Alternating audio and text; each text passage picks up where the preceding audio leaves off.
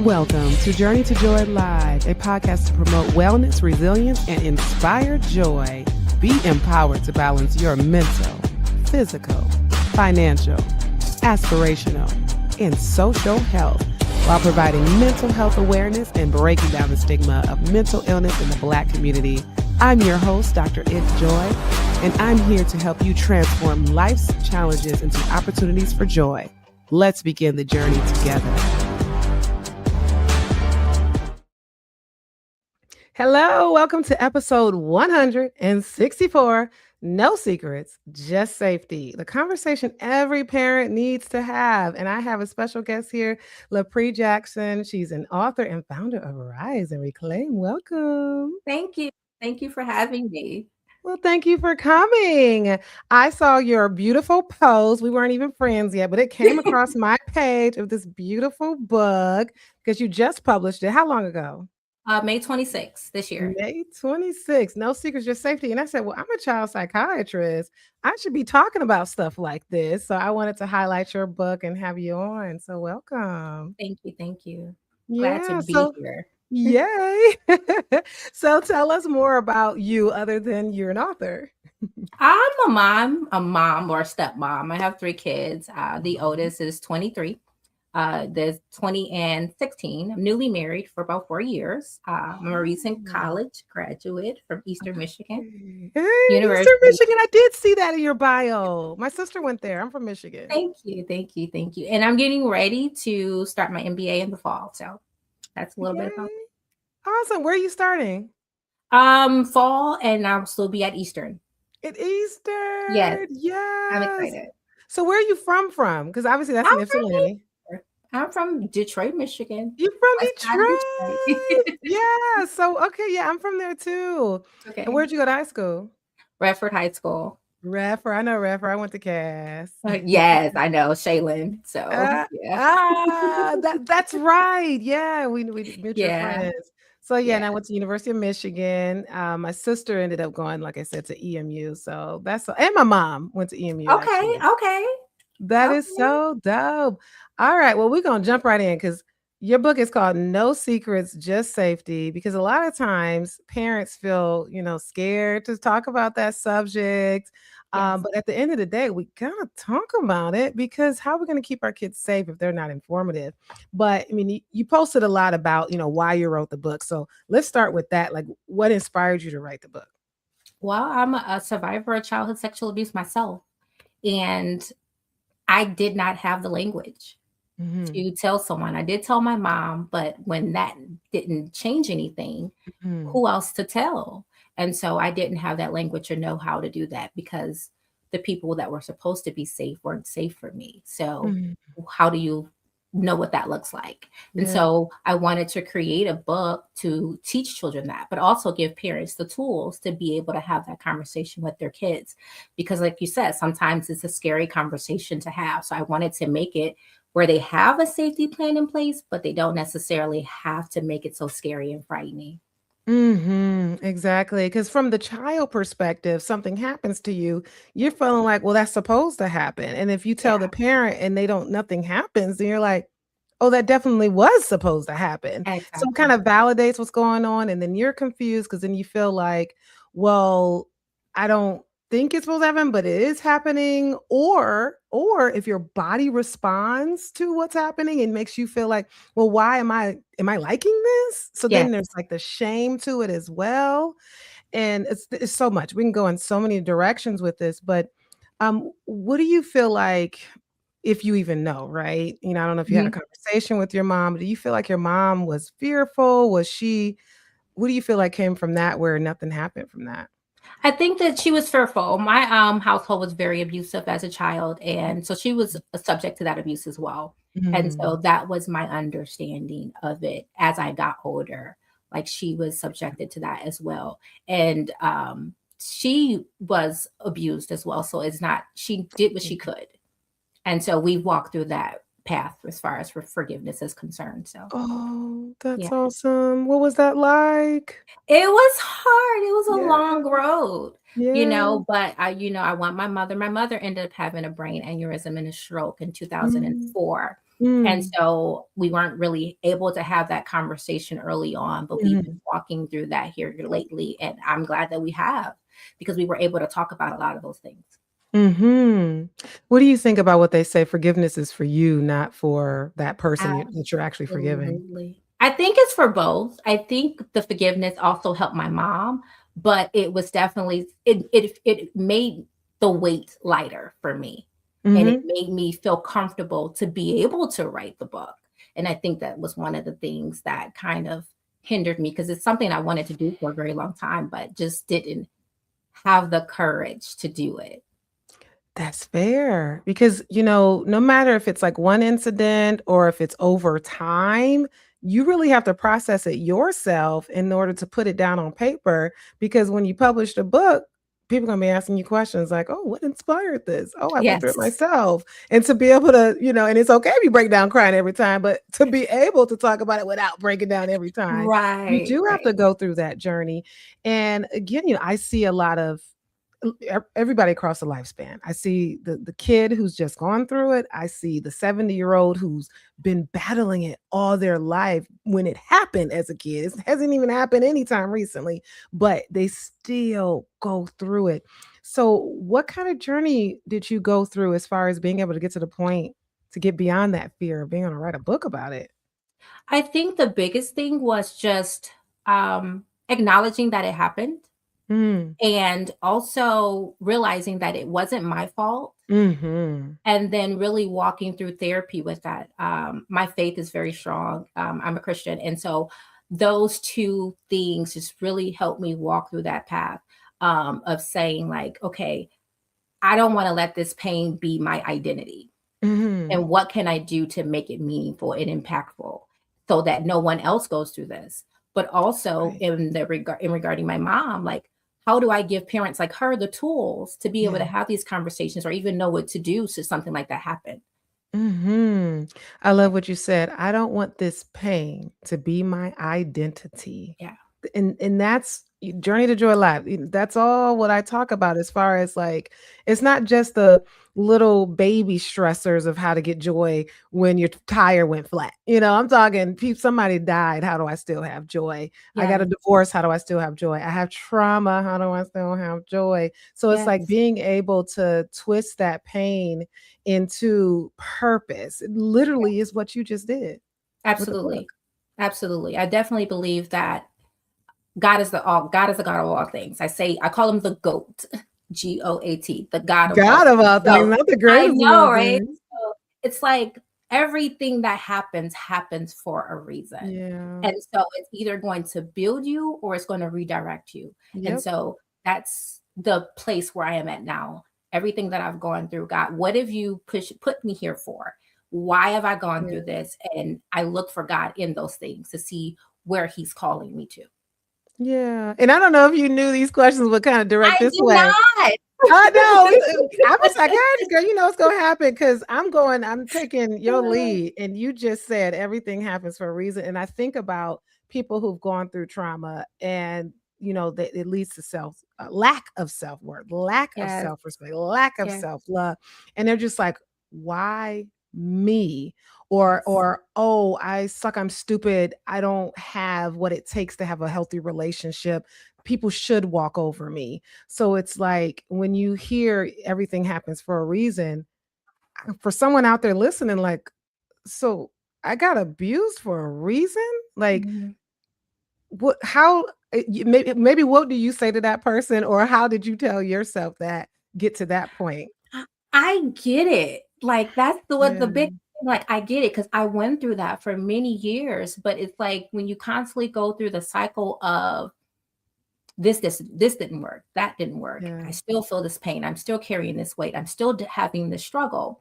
Yeah. At some point, you have to realize that maybe, just maybe, every path started with someone going down it first. Mhm. And so, just maybe, if you're tired of this thing that has happened that you're carrying, that you're dealing with, Mhm. What did you need? What do you need? And so then Mhm. maybe purposefully you can create that if it Mhm. doesn't exist, because apparently it didn't, because Mhm. you're going through it. And so that's just the thing. Yeah. I'm gonna say about 4 years ago, I went through this phase where I was just like, okay, Lord, what is it? I just gotten married and my life fell apart. And it's Yeah. like, I've done all the work. I've done Mhm. everything that you asked me to do. What is missing? And so Mhm. sometimes it's the redirection. And I really feel like Mhm. that's what it was. I had this whole idea where my life was going to go, and Mm. It's God had a always that. different plan. So It's always that. And that's what it is. It's like, what's the lesson out of this? It doesn't have to be a loss. Like we're thinking about the wrong L. Let's think about the good L. What's the lesson out of this? And for yes. people who, I love that, everything happens for a reason. But for people who struggle with everything happens for a reason, it's like, well, it did happen. So what Yeah. is the lesson I can get out of this? How can I grow from it? Yeah. And so turning our pain into purpose, jumping into the book, that's important because Yeah. now others can learn from it. And also people I don't know if like is the right word, but people like to hear the struggle that someone has had because then they can relate and they feel like, I'm not look at alone. that. I'm not alone. Mhm. Exactly. So you go through a lot here. Did you want to we want people to buy the book. Buy the book. I got it from Amazon. Where else can we find it? From my website, it's available on every platform. For bulk orders, you can reach out to me personally, but all of the links to get it in hardcover, ebook, as well as paperback, riseandreclaim.org. Awesome. Okay, so go to her website because we all know Amazon don't give enough profit. Right. So go to her website, or if you love you some Amazon, come in a couple of days, go there and go there. We just still want you to buy the book. Yes. But like I said, we want people to buy the book, read the book, and read it to their children. So I Read it don't to want their you to children. exactly. So I don't want you to tell us everything in it, but kind of just take us through. What are they learning? What are the parents going to learn? So they're learning safe and unsafe touch. They're also learning how to identify trusted adults. There are some activities in the back of the book that I encourage parents to sit down with their kids and have that conversation. Because what Mhm. I find is that a lot of kids often don't necessarily know what a trusted adult looks like. And Yeah. so having that simple question, hey, if I wasn't here and something bad happened or something made you uncomfortable, who would you talk to? And Mhm. ask that question to see who they think is safe. And so you want a trusted adult to be someone that you trust, but also that they feel comfortable talking to. And I would say to have at least 3 people that you guys sit down and identify. The other thing is Mhm. speaking up, using your voice, saying no, saying stop, saying that doesn't make me feel comfortable, Mhm. and telling someone, not just if the first person doesn't do anything, telling the next person, and tell until something happens, until Keep something changes. telling. Yes. Yeah. Yeah, and you also bring up in the book, if someone says, "Don't tell anybody or else I'm gonna do this," or Yeah. else I'm gonna hurt you more, or I'm gonna kick you out, whatever the threat might be, which is just awful, like, how dare you? But Yes. people do that. People make threats because that's how the thing keeps going. So you basically say, "No, no, no, that's not true. You should still tell." But of Absolutely. course, we know the fear that the child has. That's why they don't tell. How do we get beyond that fear? Having the safety plan in place that eliminates that opportunity for fear to set in, Yeah. and also telling them the difference between secrets and surprises. Surprises Mm. usually have an end date. Don't tell mommy we got her a gift for her birthday. It's usually going to expire on her birthday. Mm. There shouldn't be a secret that you're keeping for an extended period of times for years. And those not something that you should be doing. And so just having that conversation with your kids, and making sure that they understand the difference between a Mhm. surprise and a secret. And a secret should never involve your body. Exactly. And that's why the book is for the parents to make sure they're reading it and to make sure they have a safety plan in place. And as a Absolutely. psychiatrist, I feel it's easier to make that conversation. I'm having not inappropriate, but like uncomfortable type conversation all the time with my patients. And so if I see the two boys, I have three, 5 and 15, but of course a 3 and 5 year old, they still bathe together. It's easier to do, right? So Yeah. we watching them, making sure. But if they accidentally touch each other or something like that, no, I'm like, don't do that. You never touch your brother's privates, and you never touch anybody else's privates. By the way, has anybody ever actually touched your privates at school? Like, I'm like, jump right in. I'm making a whole thing, and I'm like, Yes, okay, I don't think that needed to go that far, but we want to make sure, and the conversation should happen multiple times, not just one yes, time, because they're gonna forget. absolutely. Just like you teach them about looking both ways before crossing the street. You don't want to say, oh, you're going to get by a car and you're going to die and all these things and make it very frightening, but you want to let them know. And so whenever they get ready to cross the street, they look both ways. It's the same thing. If you reiterate these things to them and having that safety plan in place, it becomes second nature. Mm-hmm. And hearing you talk about the safety, as far as crossing the street and different things with your body, it's safety too. And I don't think it's brought up in the book, but it reminds me though, this topic of social media and safety, because a lot of times we might find that kids, older kids, of course, that have social media accounts are getting in touch with people who they think is their age. And it turns Absolutely. out to be someone who's not their age, or even maybe it is Absolutely. their age, and they go and find them, or they give them their address, and then something happens. So, any advice on that? How do we protect our kids? Should we just eliminate all social media? Is that I okay? don't think necessarily eliminating all social media. I think at certain ages that, yeah, I don't think that they should be having access to it. That's just my personal preference. But I did talk a little bit about that in the book, and just making sure that you let them know, like, you really want to know who you're talking to. And the parents want to know who their kids are talking to. And so that's one of the things. But absolutely, you want to make sure that who they're talking to on social media, if anyone, that you know exactly who they are. Oh yeah, and honestly, none of my kids are on social media that I know of, because I've caught the older one on Instagram or TikTok and when YouTube at one point. And it was this profile, and the person had obviously a profile of like a young black male playing basketball. And so it's like, oh, this is a cool person. Let me talk to this person. And so I'm Hmm. like, who is this person you just talking to? You think it's cool? And we looked it up. It was so easy. It was this older, white, scraggly Oh man with this long no. hair. I said, do you realize, showing the picture, like, do you realize who you were talking to? He's like, Yes. he was And so that is what, yeah, shocked. absolutely. That's so easy. So It's to the very parent, easy. yeah. So to the parent who says they don't want any social media for the kid, I'm okay with that.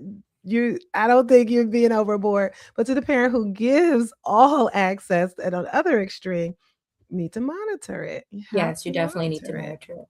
And a lot of parents sometimes think that that's an easy way to kind of keep the kid busy so they can do other things, but it also gives the outsiders access to them. So you really want to monitor that. Yeah, it's hard being a mama, because Yeah. you're right. We used to give our littles the tablet, and it's just like, go away, go over there. Yes. But even that caused issues, not with like Yeah. encountering sexual stuff, but just Yeah. like temper tantrums when we would take the tablet away. And you Yeah. just you just really got to change what you do to change the behavior. So it's not like Absolutely. you're being a bad mom for doing those things. You just got to change it. Yes. Yeah. Absolutely. And you said, how old were your stepchildren? You said 23 and 18? 23, 20, and 16. Oh, I missed the middle child. You 23, 20, and And 16. 16. Yep. Is it 16-year-old female or male? The 16 is a girl. A girl. Yes. Okay. Her name is So, Kiasha. okay, Keandra. Okay. So you married her father 4 years ago. So you've known her at least 4 years, but I imagine maybe more than that, right? Yes, 11 years. Oh, wow. 11 years. So I imagine, have you had the conversation with her since you are So a little. okay? I kind of leave that to her parents. I know I am a parent as well, but sometimes the co-parenting dynamic isn't always the easiest. Oh, So yeah, yeah. I Gotcha. allow her mom and her dad to have that conversation with her, but I'm very Makes sense. open and she can come to me and talk to me about anything. Okay. Yeah, that makes sense, especially when the mom is involved. It's a little bit different in my household, because I'm basically the primary mom. So I've had all the conversations, and it's boy too. So that's different too. I've had all the conversations with All of him. them. In fact, some of the conversations where I feel like the dad should have the conversation, because it's like dad, you guys are both boys. You have the same compartments down there. But even I've had those conversations because, again, it's just easier to have those conversations. But I completely understand that. But have you noticed with your 16-year-old, like any has do you know if this conversation has happened from her mom It has or she happened. read the book? Okay, Absolutely, it has happened. So nice. yes, definitely, she is very well aware, and she's very outspoken. So I know if anything uncomfortable happened, yeah, it would Yeah. definitely be said. Gonna make sure. Yeah, and we're talking about kids, of course, but of course this can happen to adults as well. We had lots of women coming out about different things. We got something Mhm. reach the news, the media, the Me Too movement, and all of that. And there's still that fear of how do I tell people because then it's like your reputation that gets ruined, or you lose your job or something like that. Any advice that you have to adults who are just like, oh, of course, the same as you, like, I wish I had that when, as a child, but Mhm. now this is happening to me now. What do I do? I mean, definitely speak up. I mean, I'm a strong Yeah. advocate of therapy. And Mhm. sometimes it's easier to begin talking about those things in therapy before you actually tell someone. So I went through therapy for since I was 18 years old. I've been in therapy on and off for a very long Mhm. time. Mhm. And I definitely feel like it's something necessary. But one of the things I have with No Secrets, Just Safety is trusted adults. And those are people that are saying, like, I'm going to be that person that you can come to. I'm going to be that safe space. I'm going to listen. I'm going to affirm you, but I'm also going to take action. And so maybe finding some trusted adults in your circle that can be that for you as well as an adult. Mhm, for sure. And, there's family, friends. I don't know if a lot of people still do godparents, but I know some people do have like a godmom, godparent, uncles, aunts, grandparents, that kind of thing. So if you establish that network ahead of time, this is the person you can go to. It's definitely Yes. very important to be able to have someone that they trust. But are there some simple phrases that every child should know by heart before they ever even need to say them? No, no, stop. That makes me uncomfortable. And you have that in there. I don't remember what page, but it is I in believe it's here page 16. It is twice. absolutely There it is. That no stop, page not 5. that. I don't Yes. like this. Look at you. Mhm. Yeah. No, and it's the cutest little girl just throughout the book. It's Yeah. almost like you created yourself. Yeah. Yeah. It's And the little everything I needed as a kid, honestly, and so I tried yeah. to make sure I touched all those points. Yeah, for sure. And then no is a complete sentence, It is. my body's my own, my body's sacred. So all those things are very important for you to grow and learn, growing up anyway, right? Yeah. Yes. So definitely very important. So how is it going? What are the next steps with the book? Are you gonna create anything from this? Yes, I want to get it into the schools. I think that's a place definitely where most of our kids spend a lot of their time. So getting that, I would love to have trusted adult offices in all schools. But I'm working on a facilitator's guide for the book to kind of help parents, caregivers, churches kind of reiterate the topic of the book and have those conversations, know how to have those conversations. Yeah, that's important because you can definitely do a lot with books in general, workshops and groups and things like that. So we got to come in here. The boys do need to have the talk with their dads, but they also need to hear it from a girl, woman perspective too. I mean, that's why we got two parents. We got the woman perspective from the mom, and the male perspective from the dad. And I don't think you go into too much detail about like who's going to be the one in the book, but any comments on that? No, just have the conversation. Yeah. And the more people that are having the conversation with that child, you should be talking about it at home. You should be talking about it in school. You should be talking about it in daycare. You should be talking about it in church so that it is second nature. Like they don't have time to allow fear to step in. They know exactly what to do. Yeah, for sure. So if you had just 60 seconds with every parent in America, what's that one message you'd want them to hear? Have the conversation and continue to have the conversation. And if they come to you, Yeah. believe them, affirm them, and act and take action. You have to believe them. You have to believe them. And you have to set aside. you literally have to set aside your wishes and your feelings, because I can understand how, say you're the mom and it's your child coming to you and they're talking about the man that you married. Mhm. And maybe that's not their dad. Maybe that is their dad, right? Yeah. There's that too. Or maybe it's your brother. You grew up with that brother. It's their uncle that did it. And so Yeah. you're just like, my brother would never do that to you. The man I'd marry would never do that to you.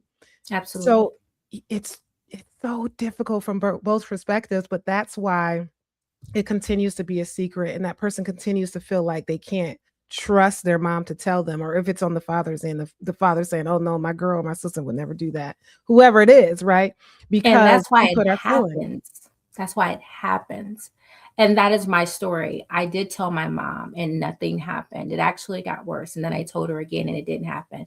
And so for 12 years, I didn't say anything else to Mm, anyone. mm, And so you don't want a child to hold that, to feel like they can't say anything to anyone. So when they come to you, take action. mhm, Take action. mhm. You got to take action. We got to let that marinate. That is so important. Such a deep subject, but I'm so glad you feel so comfortable and brave and strong to talk about this, because that's Thank what you. makes us not want to go to therapy, because we're just like, I don't want to talk about that. I'm going to cry. I'm going to be Yeah. scared. I'm scared about what's going to come out of it. What if it doesn't work? Am I a lost cause? These are all things I literally hear from patients. And I'm just like thankful that they're just even here to tell me that, because that means you Yeah. came to see the psychiatrist. Absolutely. And, Absolutely. I say the worst side effect, or the only side effect of therapy, is that, yeah, the feelings are going to come. But how long did it take, if you even have a quantity to it, for, you to be able to get to the point to talk about it? Um, I think over the years, I've just been talking about periods of things. I think here lately, a lot of things came up, specifically with my attacker. Mm, But at 18, I started going to therapy. And at that time, I was very suicidal. mm, And so when I got about 24-ish is mhm. where I learned new coping skills on not harming myself or wanting to harm myself, but really dealing with what was hurting. And Mm, that was the fact that I felt alone. I didn't have my parents. mhm. And it was the weight of what happened and not being able to see a better way. And so now getting to the point where I'm walking through forgiveness with my attacker. Wow. That's a whole new it's very new. But I feel like it's necessary just because I'm 44 years old now. I don't want to continue to carry that. That isn't my identity. Right, because when you carry it, like we were saying earlier, forgiveness is for you. First of all, you look Yes. 34, but Thank you. but yeah, and the weight that gets lifted, and we were talking about forgiving the mom who didn't believe you, and now we're talking about forgiving the attacker, and that's so important. Yeah. I would never push that on anybody to do, but what kind of light did you feel after being able to do that? Or it sounds like you're still working through it. I'm still working through it, Yeah, but I feel free. yeah, That's the best way that I can put it. freeing. It's very freeing because whether they change or not, you don't want to carry that like it's a badge of honor. Like it Mhm, isn't, mhm, you know? mhm. And so, an Yeah, only way for me to fully embrace where I feel like God is calling me, I felt like that was necessary. yeah.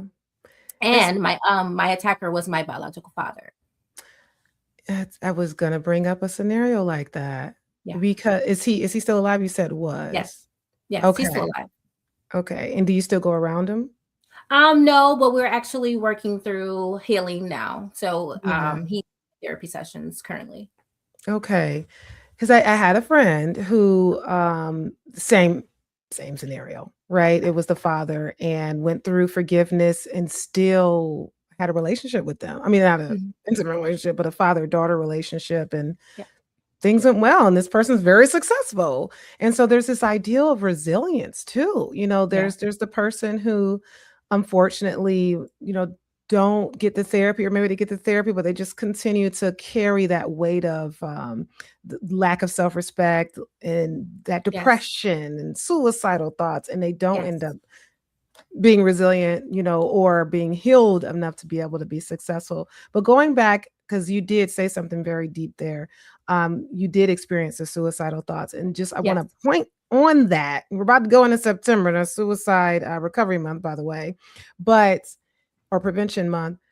But that's another reason why we've got to make sure we take care of our kids and have this conversation, because you get to the point where you're stuck between a hard rock and the wall, whatever it is, and you're just like, why am I here?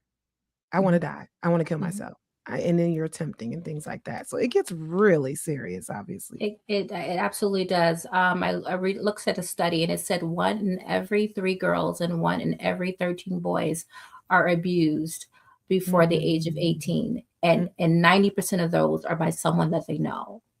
Yep, yep, yep. I know those stats. 90% are 90%. by someone that they know. Yep.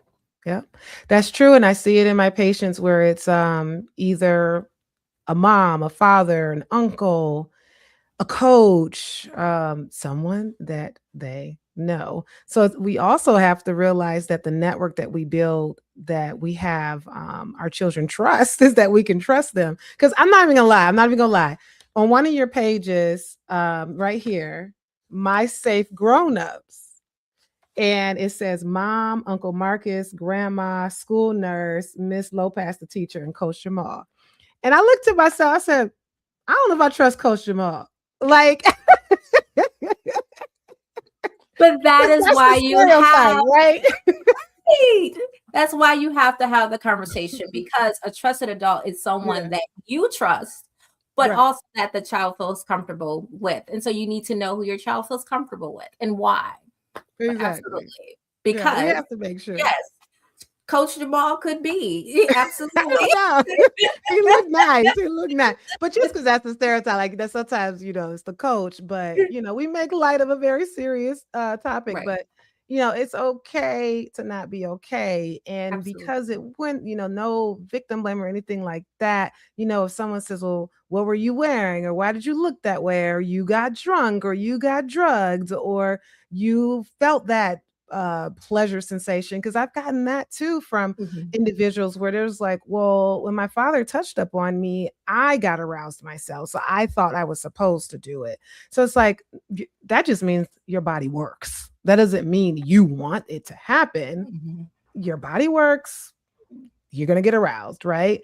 And it's a matter of education and self awareness and knowing these particular things so you can realize it's not your fault. Absolutely. And that's one of the things too in the book, is to name the body parts and know their functions, because yes, if your body works, yeah, those things are going to happen, but that doesn't necessarily mean that it is okay and that it's right and that it should be happening. Yeah, we got a really good question here. I hope you don't mind that your name is flashed up on here. But what if you've been through sexual abuse growing up and you survived it and it came up again and it gives you flashbacks or a flashback and sends you into a dark place? How do you handle it? I'm going to have you answer that first. And of course, I'll answer. Absolutely. I definitely believe in therapy. Therapy is a place where you can navigate all of those conversations, all of those feelings that you're having. What flashbacks are you having? Because I'm not a therapist or anything like that. I can only speak from where I've been and what helped me. Yeah. But if it sends you into a dark place, I definitely don't want you to go there. I want you to talk to someone that you can trust, that's close to you, and I would definitely say talk to a therapist. I mean, that has been my saving grace. Under God, that has been my saving grace. So Yeah. definitely having that conversation and talking about it, getting it out. Thank you for answering that. And from the psychiatrist standpoint, the flashbacks and it coming up and avoiding places because it reminds you of what happened, or having nightmares, or being what we call hypervigilant, looking over your shoulder, you're easily startled.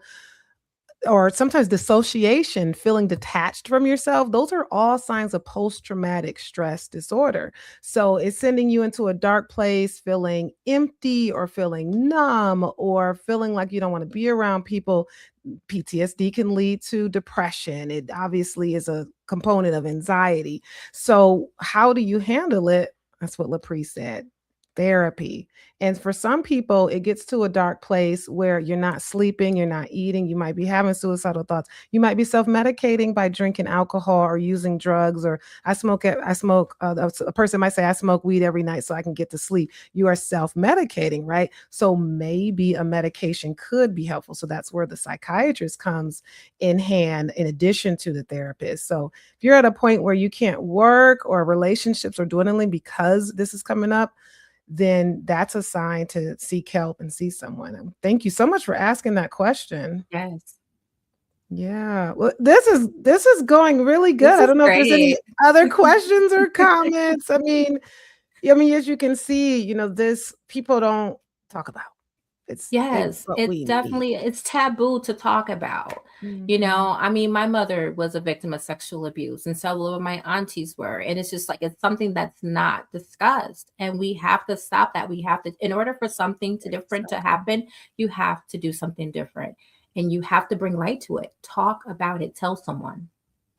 We have to stop the cycle. And hearing that your mom went through it, that doesn't stop that, she didn't notice it or believe it happening to you, but it's stopping with you because you're out here studying it, becoming self-aware, educating yourself, putting a book out, educating everybody else. But yeah, having to break the cycle. Thank you, Shaylin. And shout out to Shaylin. She's the one that posted your book because I'm Yes, friends with her on Facebook because I went to college with you. And that's my so that's bestie. yeah, and then, you guys happen to be besties. Exactly. So yeah, now I remember how I got across to you. But yeah, thank you, Shaylin, for being a good bestie and posting and sharing. It got on my feed and got you on this podcast. So thank you everybody for the comments. I'm gonna pull your website back up and you're gonna tell us what else is on that website. You're founder of Rise and Reclaim. So what exactly is that and what will we find outside of your book on that website?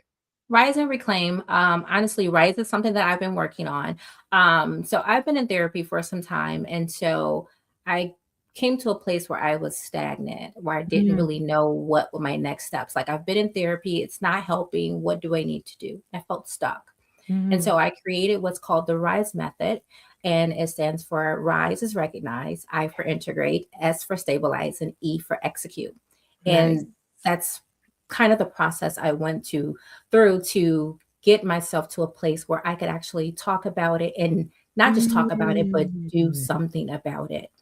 A lot mm, of times I feel like with therapy, you know why, you know the mother wounds, you know the father wounds, you know the mm. things, but how do I change that? What do I do? There's the talking about it in therapy, but I'm an action person. Like, what do I do? Yeah, So right. recognize the patterns, the things that rise up in you, that affect you, the things Mhm, that attribute to the things that you do. And then you want to start looking at those and integrating those and changing those patterns and mhm, doing that with consistency.